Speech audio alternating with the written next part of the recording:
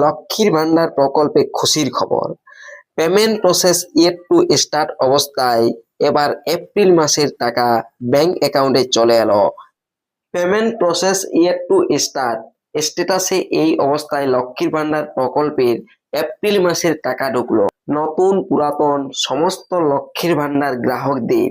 তাই লক্ষ্মীর ভান্ডার প্রকল্পে যারাই আবেদন করেছেন তাদের জন্যই এই ভিডিওতে সুখবর। দেখুন, আমি আপনাদেরকে স্ক্রিনশট সমেত দেখাচ্ছি। 7 তারিখ 1টার সময় দেখুন এই এসএমএসটি এসেছে আর 1500 টাকা ক্রেডিট হয়েছে অ্যাকাউন্টে। Dear customer payment of RS 1500 credit to your account number. আর দেখুন ডেট লেখা রয়েছে 7/4/2026।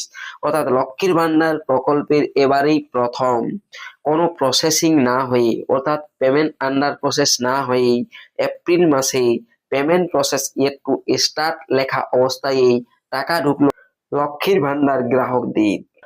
তবে এক্ষেত্রে এই যে payment process yet to start লেখা রয়েছে এপ্রিল মাসে, তবে কি পেমেন্ট সাকসেস আসবে না? অবশ্যই আসবে। 1-2 দিন পর দেখবেন এই payment process yet to start লেখাটা কেটে গিয়ে পেমেন্ট সাকসেস একেবারে আসবে। আর হয়তো পেমেন্ট প্রসেস লেখাটি নাও আসতে পারে।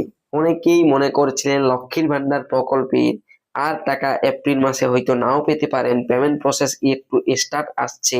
যেমনটা শুরুর সময় হয় লক্ষ্মীর ভান্ডার প্রকল্পের টাকা যখন পাওয়া যায়, শুরুর সময় যেমনটা হয় তেমনটা দেখাচ্ছিল।